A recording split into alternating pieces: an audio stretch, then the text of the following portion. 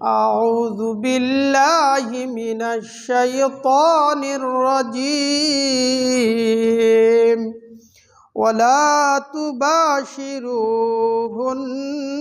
وأنتم عاكفون في المساجد تلك حدود الله فلا تقربوها كذلك يبين الله آياته للناس لعلهم يتقون عن عائشة رضي الله تعالى عنها قالت كان رسول الله صلى الله عليه وسلم يجتهد في العشر الأواخر ما لا يجتهد في غيره رواه مسلم।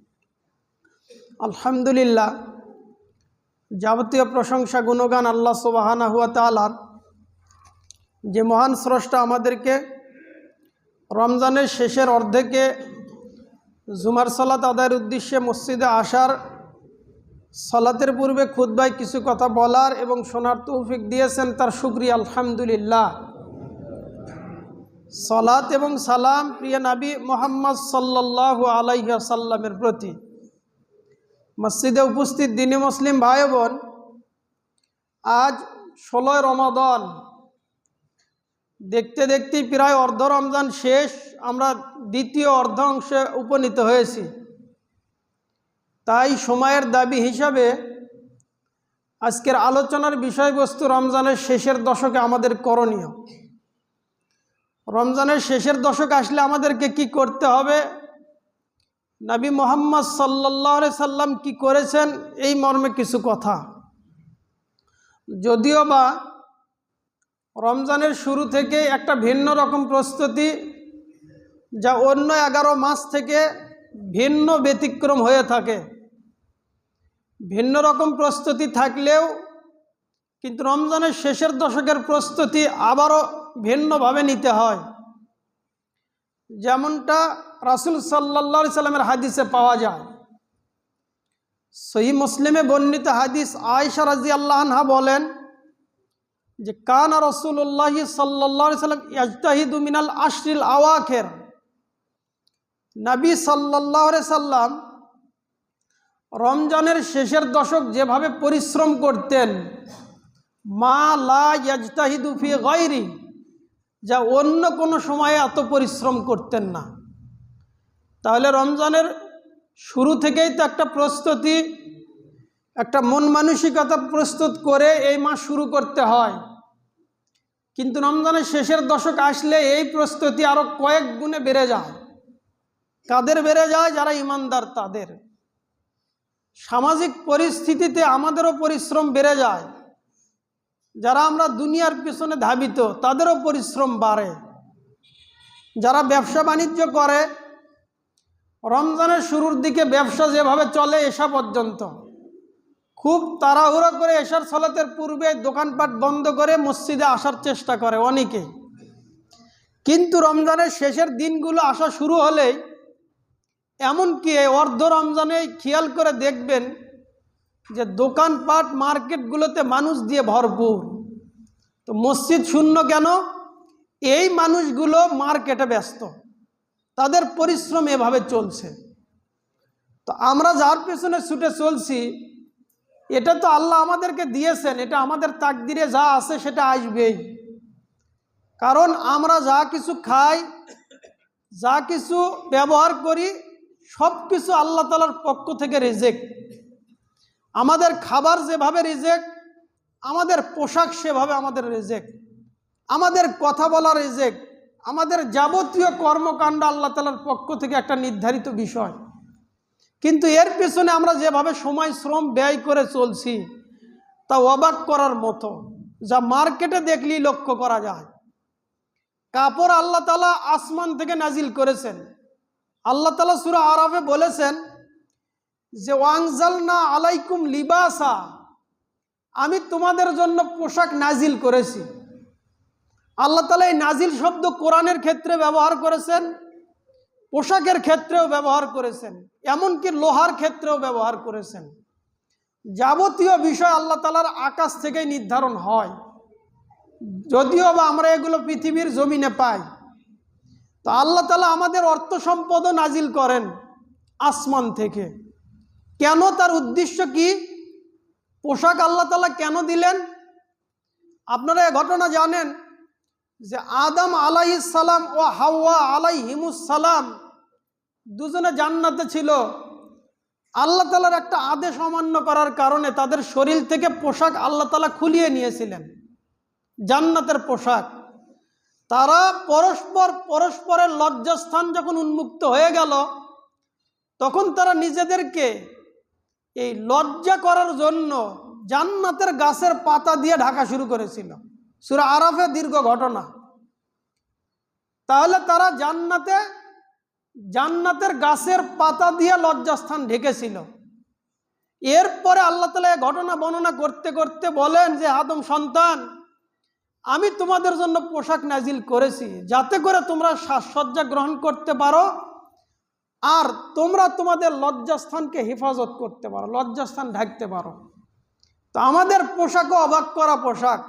যেই পোশাক পরলে নারী হয় উলঙ্গ নারী, যেটা হাদিসে রাসূল সাল্লাল্লাহু আলাইহি সাল্লাম বলেছেন যে নিসাউন কাসিয়াতুন আরিয়াত, পোশাক পরে উলঙ্গ নারী, মুমিলাত মাইলাত, তারা নিজেরা পরপুরুষকে আকৃষ্ট করে, নিজেরাও আকৃষ্ট হয়।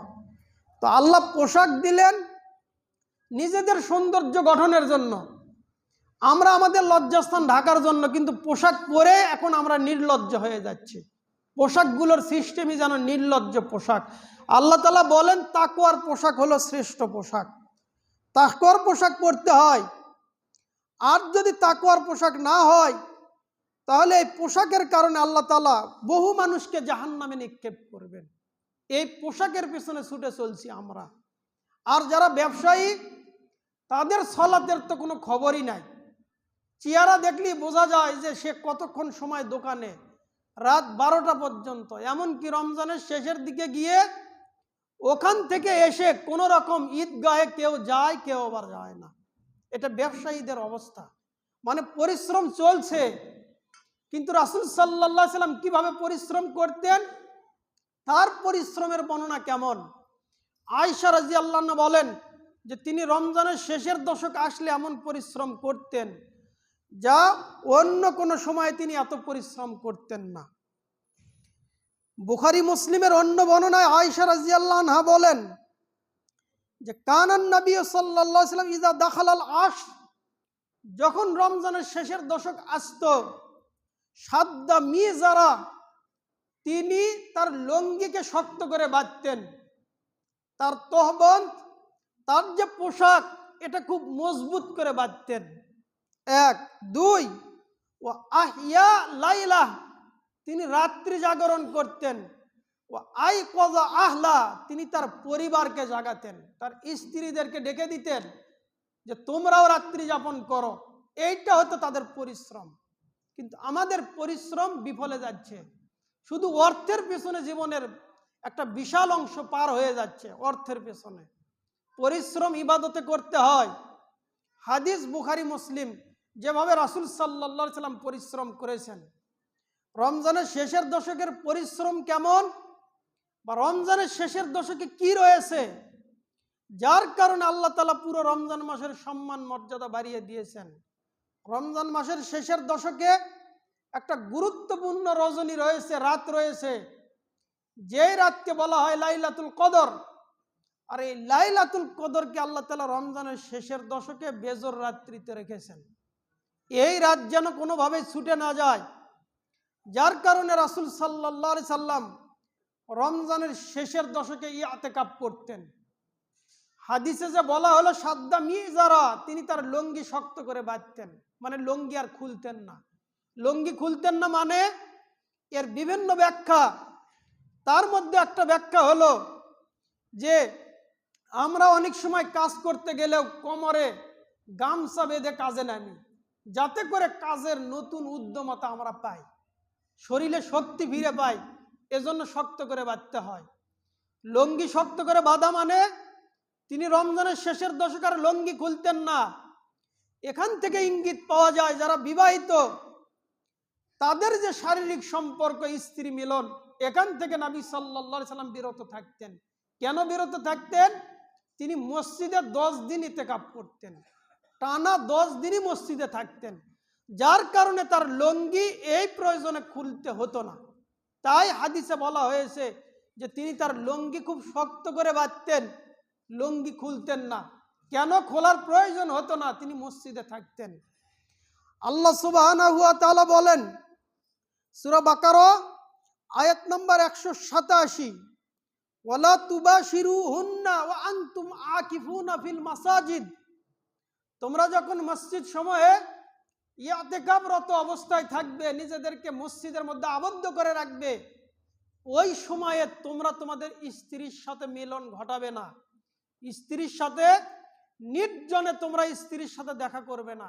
এই সময় আল্লাহ তাআলা হারাম ঘোষণা করেছেন। আয়াতের শুরুতে মাসের শুরু লগ্নে আমরা জেনেছি যে আল্লাহ তাআলার এক সময় বিধান ছিল যে রমজান মাসে পুরো রমজান মাস স্ত্রীর কাছে যাওয়া যেত না। এরপরে দ্বিতীয় ধাপে বিধান ছিল যে শুরুর রাতে যদি ঘুমে যেত তাহলে আর খাবার গ্রহণ এবং স্ত্রী মিলন উভয় হারাম হয়ে যেত। এরপরে আল্লাহ তাআলা বিধান হালকা করে দিলেন যে সুবে সাদেকের আগ পর্যন্ত স্ত্রীর সাথে মিলন করা বৈধ, কিন্তু ওই বৈধতাকেও আল্লাহ তাআলা এবার হারাম ঘোষণা করে দিলেন যারা মসজিদে ইতিকাফ করবে, যারা মসজিদে নিজেদেরকে আবদ্ধ করে রাখবে, তাদের জন্য এবার রমজানের শেষের দশকে মসজিদের বাইরে অপ্রয়োজনীয় যাওয়া, স্ত্রীর সাথে নির্জনে দেখা করা আল্লাহ তাআলা হারাম করলেন। আল্লাহ বলেন ওয়ালা তুবাশিরুহুন্না, তোমরা তোমাদের স্ত্রীর সাথে নির্জনে মিলিত হবে না, ওয়া আনতুম আকিফুনা ফিল মাসাজিদ, যখন তোমরা মসজিদ সময়ে ইতিকাফ করবে। অত্র আয়াতের বর্ণনায় যেটা পাওয়া যায় যে রমজানের শেষের দশকের আমল হলো ইতিকাফ করা, যাদের সামর্থ্য হয়। ইতিকাফ এর বিধান হলো ইতিকাফ দুই ধরনের। এক ধরনের ইতিকাফ হলো সুন্নাহ, যেটা রাসূল সাল্লাল্লাহু আলাইহি সাল্লাম রমজানের শেষের দশকে করেছেন। আরেক ধরনের ইতিকাফ হলো ওয়াজিব, যদি কেউ মান্নত করে। সে হাদিস কি? ওমর বিন খাত্তাব রাদিয়াল্লাহু আনহু বলেছেন, হে আল্লাহর নবী, আমি যখন জাহিলি যুগে ছিলাম তখন ইতিকাফের মান্নত করেছিলাম। রাসূল সাল্লাল্লাহু আলাইহি সাল্লাম বলছেন যে তুমি ইতিকাফ করো। তার মানে মান্নত করলে সেটা পূরণ করা ওয়াজিব। আর যদি মান্নত না হয়ে থাকে তাহলে রমজানের শেষের দশক ইতিকাফ করা সুন্নাহ। যার সামর্থ্য হয় সে মসজিদে ইতিকাফ করবে। ইতিকাফ মানে আল্লাহ তাআলার সন্তুষ্ট অর্জনের লক্ষ্যে মসজিদে ইবাদতের লক্ষ্যে মসজিদে অবস্থান করা।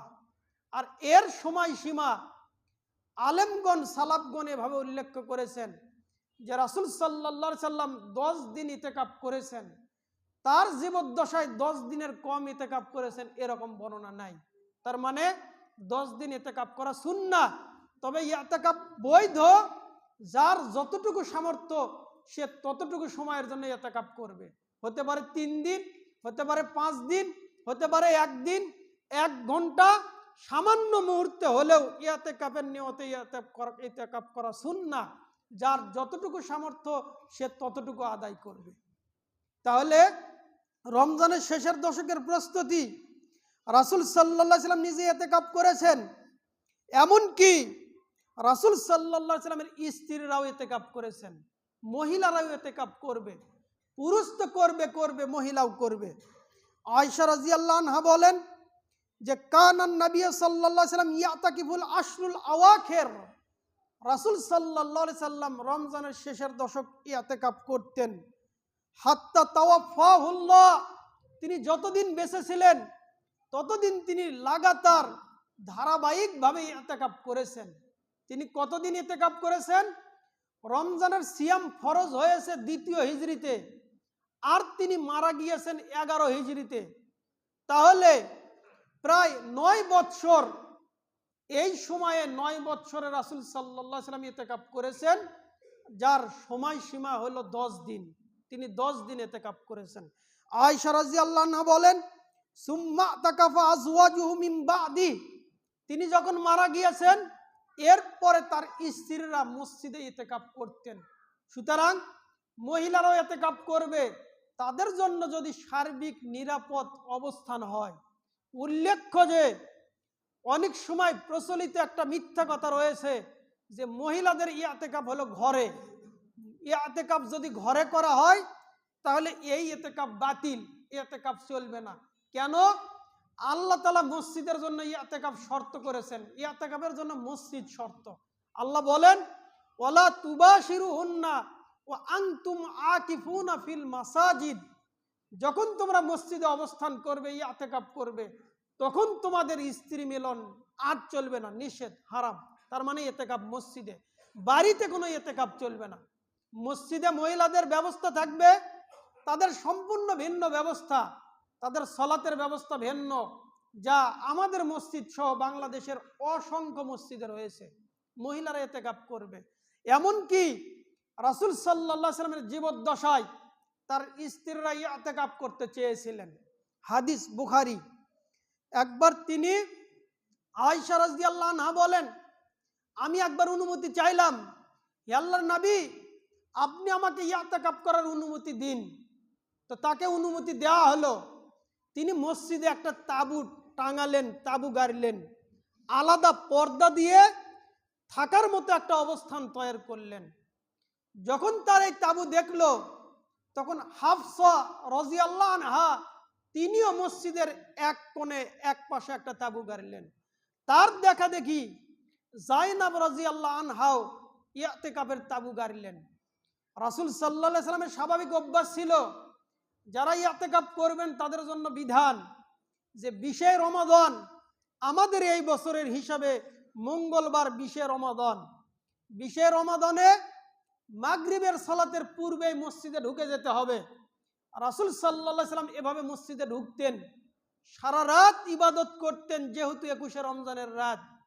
এরপরে তিনি ফজরের সালাত আদায় করে তারপর তাঁবুতে ঢুকতেন। এটা হলো সুন্নাহ পদ্ধতি। কেউ যদি সারা রাত ইবাদত করতে না পারে, তাহলে মাগরিবের পরেই সে তাঁবুতে ঢুকে যাবে, সালাতের সময় বের হবে, সাধ্য অনুসারে ভিতরে কোরআন তেলাওয়াত করবে, জিকির আজকার করবে, সালাত পড়বে, এভাবে সে সময় অতিবাহিত করবে, কোরআন তেলাওয়াত করবে। তো রাসূল সাল্লাল্লাহু আলাইহি সাল্লাম ফজরের সালাতের পর তাঁবুতে ঢুকতেন। তিনি 21 রমজানে মসজিদে ঢুকলেন, ফজরের সালাতের পর দেখলেন মসজিদে পরপর 4টি তাঁবু। তিনি সাহাবীদেরকে জিজ্ঞাসা করলেন, এই তাঁবুগুলো কাদের? তখন তাকে বলা হলো, আল্লাহর নবী, এক তাঁবু হলো আয়েশা, এক তাঁবু হলো হাফসা, আর এক তাঁবু হলো যায়েনব রাদিয়াল্লাহু আনহুন্না, তাদের তাঁবু। রাসূল সাল্লাল্লাহু আলাইহি সাল্লাম তিনি খেয়াল করলেন যে আমি অনুমতি দিয়েছি আয়েশাকে, পাশাপাশি হাফসার তাঁবু, যায়েনবের তাঁবু। তাই তিনি লক্ষ্য করে বললেন, আল বীর, তারা কি কল্যাণের জন্যই তাঁবু গেড়েছে, নাকি পরস্পর সতীন তাঁবু গেড়েছে, তাই তাঁবু গেড়েছে? রাসূল সাল্লাল্লাহু আলাইহি সাল্লাম বললেন, তাদের এই ইতিকাফে ঢোকার উদ্দেশ্য কি? তার কারণ সতীন হিসাবে তারা নবীর স্ত্রী হলেও তাদের মধ্যেও দ্বন্দ্ব ছিল, তারা 2 গ্রুপে বিভক্ত ছিল, কিন্তু তাদের বিভক্ত ঈমান নষ্ট করে দেয়নি, আর আমাদের বিভক্ত ঈমানকে নষ্ট করে দেয়। তার ঘটনা তো আয়েশা রাদিয়াল্লাহু আনহার সেই ইফকের ঘটনাতে পাওয়া যায়। যখন তার নামে জিনার অপবাদ আসলো, 1 মাস ব্যাপী ওহী নাজিল হচ্ছিল না। রাসূল সাল্লাল্লাহু আলাইহি সাল্লাম বারবার আয়েশার কাছে বলছিলেন, আয়েশা তুমি সত্য কথা বলো। আয়েশা রাদিয়াল্লাহু আনহা বয়সে কম বয়সী, তিনি শুধু কান্না করেন আর বলেন যে আমি সত্য কথা বললে তো বিশ্বাস করানো যাচ্ছে না, আমার নামে জিনার অপবাদ ছড়ে গিয়েছে, সুতরাং তিনি শুধু কান্না করেন। বাবা মাকে বলেন যে আপনারা গিয়ে বলেন যে আমি জিনা করিনি, কিন্তু রাসূল সাল্লাল্লাহু আলাইহি সাল্লাম কোনো দলিল প্রমাণ নাই, তাই তিনি কোনো সিদ্ধান্তে আসতে পারেন না। 1 মাস পর ওহী নাজিল হয়ে গেল, আর এই 1 মাস সময়ে রাসূল সাল্লাল্লাহু আলাইহি সাল্লাম কতটা পেরেশান ছিলেন। তিনি সাহাবীদের কাছে ঘুরে ঘুরে মন্তব্য জিজ্ঞাসা করতেন। এক সময় তিনি হাফসার কাছে গেলেন, যায়েনবের কাছে গেলেন, গিয়ে বললেন যে হাফসা, আয়েশা সম্পর্কে তোমার মন্তব্য কি? হাফসা রাদিয়াল্লাহু আনহা বলেন, হে আল্লাহর নবী, আমি আয়েশা সম্পর্কে ভালো ছাড়া অন্য কিছু জানি না। আয়েশা রাদিয়াল্লাহু আনহা বলেন যে ওই সময় একটা সুযোগ ছিল যে আমাকে ডাউন করার, আমাকে আমার নামে অপবাদ দেওয়ার, কিন্তু হাফসা রাদিয়াল্লাহু আনহা দেননি। কেন? তার ভেতরে ঈমান ছিল, তাদের ঈমান ছিল, আবার দ্বন্দ্ব ছিল, কিন্তু এই দ্বন্দ্বের কারণে কারো ঈমান নষ্ট হয়নি। এই দ্বন্দ্ব ভালোবাসার দ্বন্দ্ব, মহব্বতের দ্বন্দ্ব, কে কত বেশি ভালোবাসতে পারে এই দ্বন্দ্ব চলবে। মসজিদে উপস্থিত দিনী মুসলিম ভাই বোন, আয়েশা রাদিয়াল্লাহু আনহা সহ 3 জন স্ত্রী তাবু গেড়েছেন। রাসূল সাল্লাল্লাহু আলাইহি সাল্লাম যখন দেখলেন যে তাদের মধ্যে প্রতিযোগিতা চলছে, এই প্রতিযোগিতা হতে পারে সতীনের প্রতিযোগিতা, তাই তিনি বললেন ইনজিউহা, সবগুলি তাবু খুলে ফেলো। এই রমজানে রাসূল সাল্লাল্লাহু আলাইহি সাল্লাম নিজেও ইতিকাফ করেননি। হাদিসের বর্ণনায় আয়েশা রাদিয়াল্লাহু আনহা বলেন, রাসূল সাল্লাল্লাহু আলাইহি সাল্লাম তাবু থেকে বের হয়ে গেলেন, মসজিদ থেকে বের হলেন। ফালাম্মা আফতারা ইয়াতাকাফা আশরাম মিন শাওয়াল, এরপরে তিনি রমজান মাস অতিক্রম হয়ে গেলে শাওয়াল মাসে 10 দিন সিয়াম পালন করেছেন। কেন? তিনি কোনো ইবাদত করলে সেই ইবাদত ধারাবাহিকতা রক্ষা করতেন। আর আল্লাহ তাআলার নিকটে সবচাইতে প্রিয় ইবাদত যদি অল্প হয়, ওই ইবাদত যদি ধারাবাহিক হয়, এইটা আল্লাহ তাআলা বেশি পছন্দ করেন, ধারাবাহিক ইবাদত। আজ আসি কাল নাই, এই ইবাদত আল্লাহ তাআলার গ্রহণ করবেন না। ধারাবাহিক ইবাদত আল্লাহ তাআলার কাছে প্রিয়। রাসূল সাল্লাল্লাহু আলাইহি সাল্লাম কোনো ইবাদত করা শুরু করলে তিনি ওই ইবাদত লাগাতার করতেন, ওই ইবাদত আর ছাড়তেন না। তাই তিনি সুন্নাত ইতিকাফও শাওয়াল মাসে আদায় করেছেন। মসজিদে উপস্থিত দিনী মুসলিম ভাই বোন, সুতরাং আমাদের যাদের সামর্থ্য, ব্যস্ততা জীবনে বহু আসবে, ব্যস্ততা আসাই স্বাভাবিক, পরিবারের সমস্যা থাকবে, কিন্তু একটি বিষয় খেয়াল রাখতে হবে যে এই পৃথিবীর সমস্যায় থেকে যাবে, আপনি আমি থাকবো না, পরিবার চলবে। আমি যদি মারা যাই, আমার পরিবার না খেয়ে মারা যাবে না, হয়তো কষ্ট পতিত হবে তারা। এটা পরিবারকেও বুঝে দিতে হবে যে আমার অবর্তমানে পরিবার কিভাবে চলে। আর যাদের স্বাভাবিক সম্ভব রয়েছে তারা তো মসজিদে এসে ইতিকাফ করবেনই।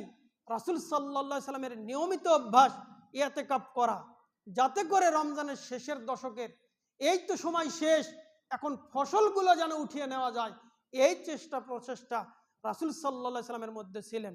রমজানের শেষের দশক আসলেই আমাদের মধ্যে আর একটা বিভ্রান্তি ছড়ায়। আমাদের রমজানের শেষের দশকের শুধু একটা রাত নিয়ে আমরা ব্যস্ত হয়ে যাই। সেটা কোন রাত? 27শে রমাদান। এই রাতকে আমরা লাইলাতুল কদরের রাতকে নির্দিষ্ট করে নিয়েছি। এটা চূড়ান্ত ঠিক নয়, আংশিক হলেও ঠিক হতে পারে। কেন? লাইলাতুল কদরকে আল্লাহ তাআলা রমজানের শেষের দশকে রেখেছেন।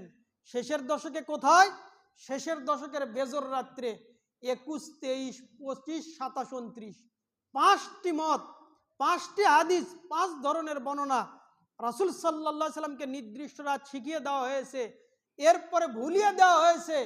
এর মধ্যে আল্লাহ তাআলা কল্যাণ রেখেছেন। সুতরাং শুধুমাত্র 27 রাতকে নির্দিষ্ট করে নেওয়া এটা বুদ্ধিমানের কাজ নয়। শেষের দশকের বেজর সবগুলো রাত্রিতেই রমজানের এই লাইলাতুল কদরকে অন্বেষণ করা উচিত। যে আলোচনা আগামী সপ্তাহে 23শে রমাদান হবে, আমরা ওই দিন কিছু আলোচনা রাখার চেষ্টা পাবো ইনশাআল্লাহ। তাহলে আজকের আলোচনার সারসংক্ষেপ, রমজানের শেষের দশক আসলে রাসূল সাল্লাল্লাহু আলাইহি সাল্লাম ভিন্ন রকম প্রস্তুতি নিতেন, যেই প্রস্তুতি এমনকি রমজানের প্রথম 20-এও ছিল না। শেষের দশকে এরকম প্রস্তুতি নিতেন যা অন্য 11 মাসেও ছিল না, এমনকি রমজানের প্রথম 20 দিনেও ছিল না। আল্লাহ আমাদেরকে রমজানের এই শেষের দশকের রাত্রিগুলোর গুরুত্ব অনুধাবন করে আমাদের সেভাবে ইবাদতে মগ্ন হওয়ার তৌফিক দান করেন। আমিন।